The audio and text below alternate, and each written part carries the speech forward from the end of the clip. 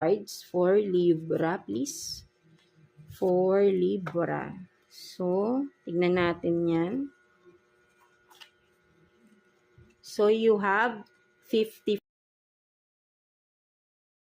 51, and 38, no? So, yan, no? These are your possible lucky numbers, no? Within this week, mga Libra natin. So, kapag nakita nyo to again, no? Repeatedly, no? So, meron kayong marireceive na good news, no? Something like that, no? So, positive news, no? Within this week.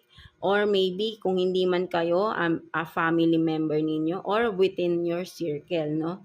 Mga Libra, no? So, there is a good news, no? Repeatedly, once nakita nyo tong mga number, right?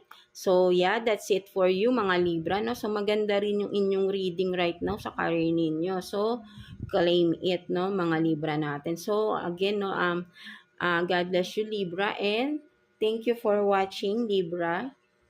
So, last, no, but not the least, of course, Aquarius. So, kamusta kayo dyan, mga Aquarius natin, no? So, tignan natin, no, career situation ninyo, mga Aquarius natin. So, yan, no, kuha tayo ng 3 cards for Aquarius, please.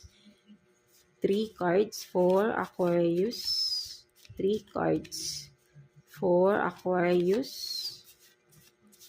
Career situation. So, 1, 2, and 3.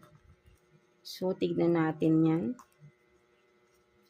So, you make dreams into reality. No? So, ang ganda naman nito, Aquarius. No? So, you are this, no? Talagang you are so motivated sa iyong mga dreams talaga. No? So, sabi ko nga, di ba, believe in yourself talaga, no? Talagang pag naniniwala kayo, malakas ang faith niyo sa sarili niyo. And of course, kay God, no?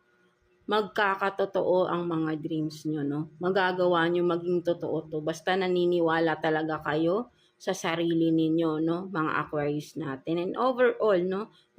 Talagang pag malakas ang faith, no? Something like that, no? So, what else? So, close to you, false scam, no? Backstab. So, beware, no? Mga Aquarius, no? Merong someone na close to you, no? Na, maybe ay talagang binabackstab ka nito, hindi mo alam, no? For some of you, no? Sinisiraan ka nito. Ito yung gumagawa ng mga dahilan siguro for some of you kung bakit nagkakaroon ng problema sa iyong finances, no? Mga Aquarius natin, kasi may nagbabackstab sa iyo dito, no? At baka may balak